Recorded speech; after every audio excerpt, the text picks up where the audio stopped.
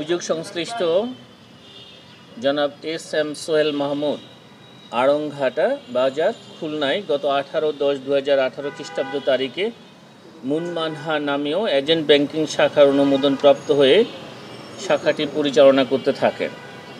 উক্ত শাখার গ্রাহকগণ ছিলেন স্থানীয় স্বল্প শিক্ষিত, গরিব এবং অসহায় প্রান্তিক জনগোষ্ঠী। উক্ত শাখার গ্রাহকগণ ব্যাংক হিসাব খোলা, অর্থ জমা উত্তোলন, ইউটিলিটি বিল পরিশোধ, মেয়াদি আমানত সংরক্ষণ সহ অন্যান্য কার্যক্রম পরিচালনা করতেন। Dutch Bangla PLC agent banking office খুলনার regional head H M Kamruzzaman এবং এরিয়া ম্যানেজার মোহাম্মদ আশরাফুল ইসলাম উক্ত এজেন্ট ব্যাংকিং শাখাটির তদারকির দায়িত্বে নিয়োজিত ছিলেন।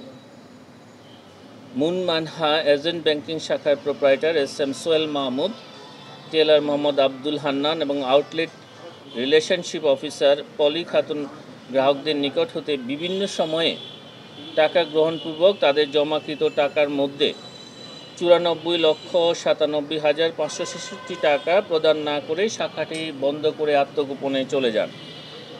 পরবর্তীতে প্রতারিত গরিব এবং অসহায় গ্রাহকগণ তাদের পাওনা টাকা ফেরত পাওয়ার জন্য Dutch Bangla PLC agent banking শাখার খুলনা রিজিওনাল অফিসে অভিযোগ দাখিল করেন।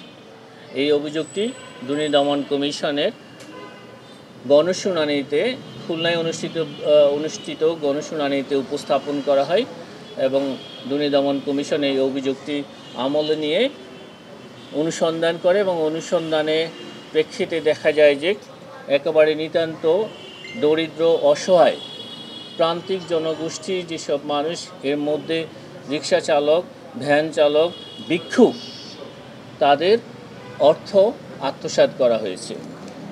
এই 94,97,566 টাকা আত্মসাতের অপরাধ অনুসন্ধানকালে প্রমাণিত হয়েছে। এই কারণে অভিযোগ সংশ্লিষ্ট জনাব S M Sohel Mahmud, proprietor Dutch Bangla bank PLC, Rocket and agent banking বিভাগের আওতাধীন মুনমানহা এজেন্ট শাখা, আড়ংঘাটা বাজার খুলনা সহ উক্ত ব্যাংকের জনাব আবুল কাশেম মোহাম্মদ শিরিন, ব্যবস্থাপনা পরিচালক, নির্বাহী কর্মকর্তা, ডাচ বাংলা ব্যাংক লিমিটেড সহ মোট 9 জনের বিরুদ্ধে দণ্ডবিধির সংশ্লিষ্ট ধারা এবং দুর্নীতি প্রতিরোধ আইন 1947-এর 5-2 ধারায় একটি মামলা রুজুর সিদ্ধান্ত গৃহীত হয়েছে।